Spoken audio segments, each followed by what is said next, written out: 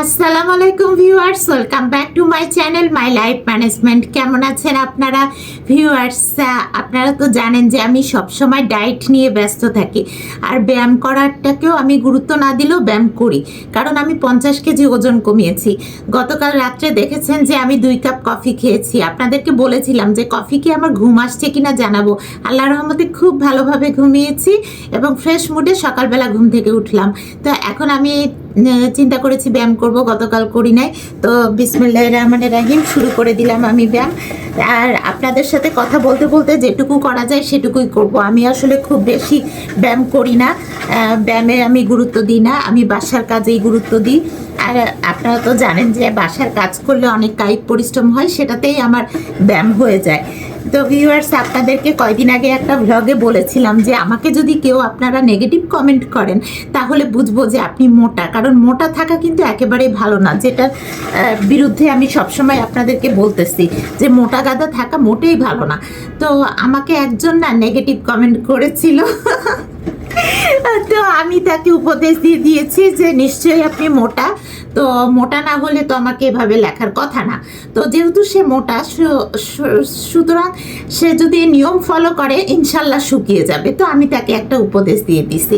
তো ভিউয়ার্স, আমার কাছে এটাই মনে হয় যে মোটা থাকলে মানুষ নেগেটিভ চিন্তা ভাবনা বেশি করে, কাজে মোটা থাকাটা একেবারেই উচিত না। আপনি পজিটিভ থাকেন তাহলে দেখবেন মন ভালো থাকবে, শরীর ভালো থাকবে, যেটা আমি আপনাদেরকে সবসময় বলতেছি। মন আর শরীর ভালো থাকলে দুনিয়ার সব সুখ তখন মনে হয় যে আমার হাতের মুঠোয় তো ভিউয়ার্স, আসলে মোটা হলে মানুষের একমাত্র পরিচয় হয় মোটা। যে মোটা তাকে সবাই মোটা বলেই চিনে। আর যে ধরেন সে যদি একজন বড় ডাক্তার হয় তাও লোকজন তাকে বলবে যে মোটা ডাক্তার। যদি সে একজন নামকরা ইঞ্জিনিয়ার হয় তো লোকজন তাকে বলবে যে সেই মোটা ইঞ্জিনিয়ার। আর যদি সে একজন নামকরা প্রফেসর হয় বলবে সেই মোটা প্রফেসর। তো এখন মোটার পরিচয় কিন্তু মোটাই হয়, অন্য কিছু হয় না। তার যতই নাম থাকুক না কেন, বাবা মা আকিকা করে নাম রাখছে, কিন্তু নামের কোনো গুরুত্ব নাই, মোটাকে মানুষ মোটাই বলে, এটাই হচ্ছে বাস্তবতা। তো মোটা পরিচয়টা যদি আপনি কোনোভাবে রিমুভ করতে চান, দূর করতে চান, তাহলে কি করতে হবে? আপনাকে এই যে নিয়ম মেপে ব্যায়াম করতে হবে, হ্যাঁ, তারপরে রুটিন মতো খেতে হবে। মানে আমার মতো যে আমি যে ডায়েট প্রোগ্রাম করি, আপনারা তো জানেন ডায়েট প্রোগ্রাম মানে আমি যে ডায়েট আইটেমগুলো খাই সেটাই আমার ডায়েট প্রোগ্রাম। তো এই যে ডায়েট প্রোগ্রাম করি সেই ডায়েট প্রোগ্রামের মধ্যে থাকতে হবে এবং কায়িক পরিশ্রম যতটা সম্ভব করতে হবে।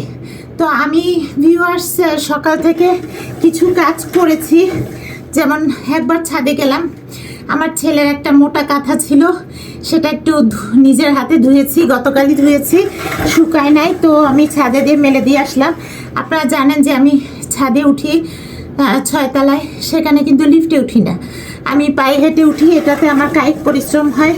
তো আমার কিছু পরিশ্রম তো হয়েছে। এই ব্যায়াম করাটাই যে আমার সব কিছু তা কিন্তু না, আমার কিছু পরিশ্রম কিন্তু বাসার কাজেই হয়ে যায়। তো ভিউয়ার্স, আসলে আমি যেটা বলছিলাম যে মোটাকে সবাই মোটাই বলে, যে মোটা তার একমাত্র পরিচয় থাকে মোটা। তো যারা মোটা এটা তারা জানবে। আমি তো একসময় মোটা ছিলাম, আমার ওজন ছিল 103 কেজি, কাজে আমি জানি যে মোটা থাকলে মানুষকে কিভাবে সবাই টিজ করে আর নিজের কাছে কতটা আনইজি লাগে, খারাপ লাগে। তো আমি 100 কেজিও ছিলাম, 95 কেজিও ছিলাম, 85 কেজিও ছিলাম, 75 কেজিও ছিলাম। কাজেই আমি জানি কোন ওজন থাকলে কেমন লাগে আর কোন ওজনে মানুষকে দেখতে কেমন লাগে, তার লাইফস্টাইল কেমন হয়, আর লোকজন তাকে নিয়ে কি ধরনের টিস করে। ইভেন বাসার কাজের বুয়াও টিস করে, আপনি জানেন তখন তো আমার বাসায় 2-3টা কাজের লোক রাখতাম, মানে আমার হেল্পিং হ্যান্ড তখন অনেকগুলো ছিল, রাজকীয় জীবনযাপন করতাম, কিন্তু জীবনটার মধ্যে কোনো শান্তি ছিল না, অন্যের উপর নির্ভরশীল ছিলাম।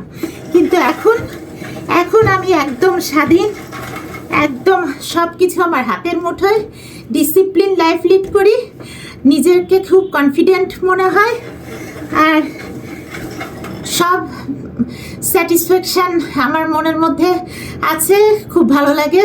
মনে হয় যে হ্যাঁ, আমি একদম সঠিক পথেই আছি। এই যে বড় শান্তিটা, এই শান্তিটা কিন্তু কয়েক বছর আগে আমার মধ্যে ছিল না। তো ভিউয়ার্স, মোটাকে সবাই মোটা বলেই চিনে। ওই যে বললাম, বাসার হেল্পিং হ্যান্ডও আপনাকে টিস করবে, মানে সবাই আপনাকে মোটা বলেই চিনবে। তো মোটা থাকার এজন্য দরকার নাই। তবে আপনি যদি কোনো মোটা মানুষকে দেখেন, তাকে কিন্তু বলতে হবে যে তুমি মোটা। এটা বললে তাকে কষ্ট দেওয়া হবে না, এটা বললে তাকে উপদেশ দেওয়া হবে।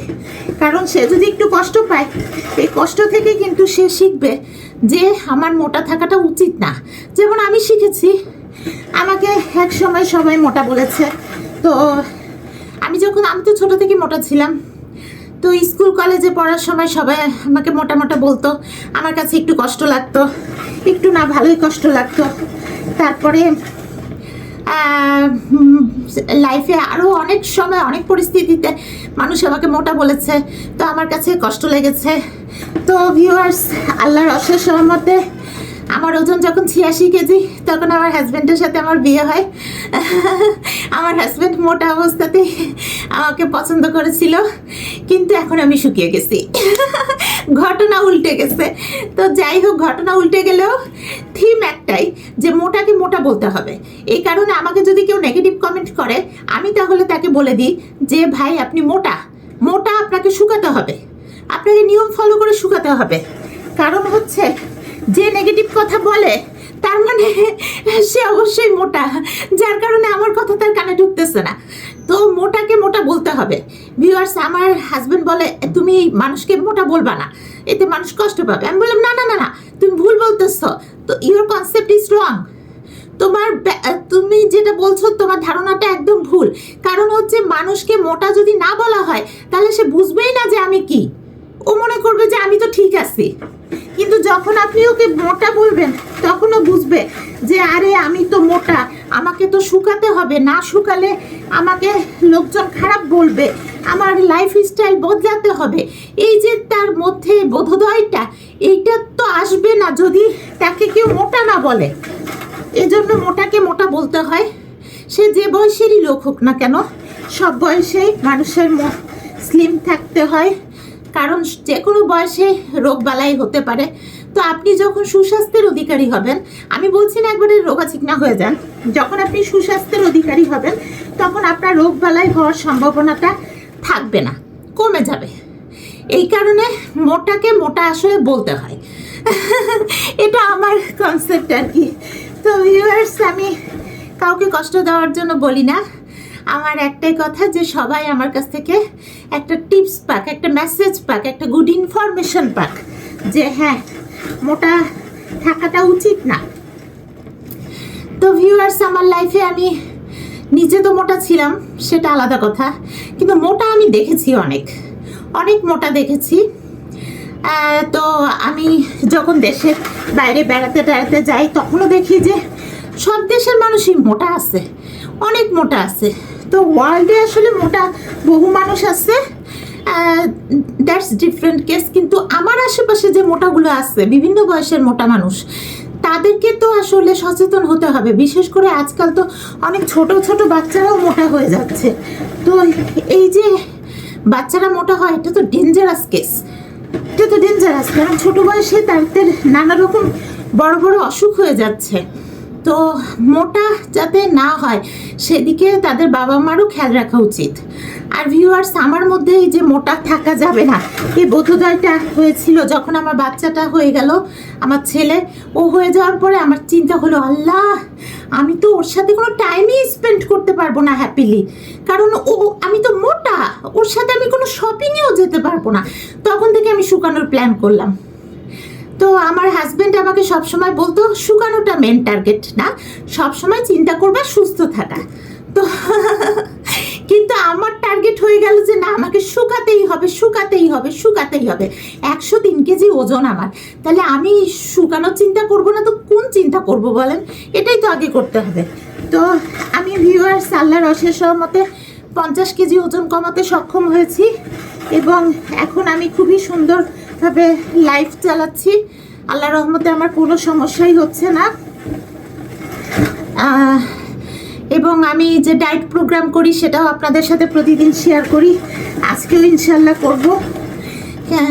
আজকে আমার বাসার কাজ খুব বেশি নাই, আর গতকাল তো আমি ব্যায়াম করি নাই, তাই ভাবলাম যে আজকে সকালে উঠেই আমি ব্যায়াম করব। তাই ছাদে গেলাম, ছাদ থেকে এসে ব্যায়াম শুরু করে দিচ্ছি। তো ব্যায়ামটা শেষ করার পরে আমি হচ্ছে ভিউয়ার্স ডায়েট প্রোগ্রাম করব। তারপরে আমার কিচেনে মানে রান্নাঘরে অল্প কিছু কাজ আছে, সেটাও শেয়ার করব আপনাদের সাথে। আজকে খুব বেশি রান্না বান্না নাই। তো তারপরও ভিউয়ার্স বাসায় টুকটাক কাজ থাকে, যতটুকু কাজ করি না কেন তাতেই কিন্তু কায়িক পরিশ্রম হয়। মানুষ মনে করে যে কায়িক পরিশ্রম মানে অনেক কাজ করতে হবে একসাথে, অনেক কাজ, তা কিন্তু না। আপনি নিজের পানিটাও যদি নিজে ঢেলে খান সেটাও কিন্তু আপনার জন্য একটু পরিশ্রম হলো। আপনি যদি ডায়েটের মধ্যে থাকেন তাহলে কিন্তু ওই কাজটাও আপনার জন্য একটা পরিশ্রম। তো এই কারণে ভিউয়ার্স ছোটোখাটো কাজগুলোকে ইগনোর করলে হবে না, ছোট কাজগুলোর মধ্যেও কিন্তু পরিশ্রম আছে। আজকে ডিজিটাল ওয়াচটা পড়েছি, মাশাআল্লাহ 12 মিনিট হাঁটলাম। আমি এত কনসেন্ট্রেশন দিয়ে হাঁটতেছি না, সেটা আপনারা বুঝতেই পারছেন, কারণ কথা বলতেছি আর হাঁটতেছি। তো আমি হাঁটাটাকে তত গুরুত্ব দিই না, বারবারই বলতেছি, কিন্তু একটু টাচে থাকি আর কি, টাচে যে হ্যাঁ আমি একটু জিম করলাম, বডিটা একটু ফ্রেশ লাগলো, একটু টাচে থাকি। যারা ধরেন যে জিম করে তাদের কিন্তু নিয়ম মাফিক করতে হয়, মানে সপ্তাহে প্রতিদিন হয়তো তারা যায় না, আবার ওখানে অ্যারেঞ্জ করে যাওয়া আবার আসা। হয়তো যারা বাইরে জব করে তারা হয়তো বাইরেই জিম করে ফেলে, ঠিক আছে। তো আমি তো জব করি বাসাতে, আমি তো বাইরে কোনো জব করি না, জব তো ছেড়ে দিচ্ছি। আমি এক সময় তো জব করতাম বলতে বহু বছর, বিয়ের আগে থেকে জব করতাম। তো 13-14 বছর জব করেছি, এখন জব ছেড়ে দিয়েছি। শুধুমাত্র লাস্ট যখন আমার 36 কেজি ওজন কমিয়েছি, আমার ওজন তো আবার বেড়ে গেছিলো। তো লাস্ট 36 কেজি ওজন কমানোর পরে আমি এখন আর চাকরি করি না, কারণ এখন আমার কাছে মেনটেন করাটাই হচ্ছে লাইফের মেন টার্গেট। এখন আমাকে মেনটেন করতে হবে, এখন কোনো এক্সট্রা অর্ডিনারি কাজ আমি করব না। আমি জবটা এই জন্য ছেড়ে দিয়েছি, যদিও জব ছাড়া আমার জন্য কঠিন ছিল না, এই কারণেই ছেড়ে দিয়েছি। যাদের জন্য কঠিন তাদের কথা আলাদা, তাদের জবে থেকেই কিন্তু চিন্তা করতে হবে যে কিভাবে শরীরকে ফিট রাখা যায়, এই চিন্তাটা সব সময় আপনার মাথার মধ্যে থাকতে হবে। যদি মাথার মধ্যে আপনি সব সময় নিতে পারেন, দেখবেন যে আপনার অনেক ঝামেলা দূর হয়ে গেছে। হ্যাঁ, আপনার মনে হতে পারে যে এই বডি ফিটনেস নিয়ে চিন্তা করে সময় নষ্ট করব কেন, আর এইটার পিছনে যদি আপনি সময় নষ্ট করেন তাহলে অনেক সময় আপনার বেঁচে যাবে। আপনি এই যে যেমন ধরেন আমি দিনে একবার খাই, তাহলে আমার তো 3 বেলা খাওয়ার সময় নষ্ট হয় না, 3 বার আমার খাওয়া অ্যারেঞ্জও করতে হয় না, চিন্তাও করতে হয় না যে 3 বার আমি কি খাবো। তো ভিউয়ার্স এই যে আমার সময়টা বেঁচে যায়। তো এরকম আপনি যদি নিজের সময় নিজে ম্যানেজ করে নিতে পারেন তাহলে সব কাজ আপনার জন্য ইজি হয়ে যাবে, আপনার কোনো হেল্পিং হ্যান্ডও লাগবে না। প্লাস হচ্ছে আপনার এমনভাবে মানে শরীরটা ফিট হবে যে মনে হবে যে আমি ছোটোবেলায় ফিরে গেছি। তো এটাই আসলে বড় কথা ভিউয়ার্স, আমি এই মেসেজটাই আপনাদেরকে দিতে চাচ্ছি যে সব সময় বডি ফিটনেসের দিকে চিন্তা রাখতে হবে আর সুস্বাস্থ্যের অধিকারী হতে হবে, তাহলে রোগবালাই হবে না। আর হচ্ছে ব্যায়ামকে খুব বেশি গুরুত্ব দেওয়ার দরকার নাই, ছোটোখাটো টুকিটাকি কাজ করেন, সেটাতেই অনেক ব্যায়াম হয়ে যাবে। ওই যে বললাম নিজের পানি নিজে ঢেলে খেলেও কিন্তু ব্যায়াম হয়। তো সবসময় খাওয়া দাওয়ার প্রতি একটু গুরুত্ব দিতে হবে, খাওয়াটা এমন খেতে হবে যাতে ওজনটা না বাড়ে বা ওজনটা বাড়লেও কমে যায়। তো আমি আজকে ডায়েট প্রোগ্রাম কি করব আপনাদের সাথে শেয়ার করব, ইনশাল্লাহ আপনারা দেখতে পাবেন। তো ভিউয়ার্স আমার এই মেসেজ মানে এই ইনফরমেটিভ টিপসগুলো যদি ভালো লেগে থাকে please subscribe my channel my life management, আর ভালো লেগে থাকলে একটা লাইক করে দিবেন। আবার দেখা হবে নেক্সট ব্লগে। সবাই সুস্থ সবল থাকবেন এবং ভালো থাকবেন। আল্লাহ হাফেজ।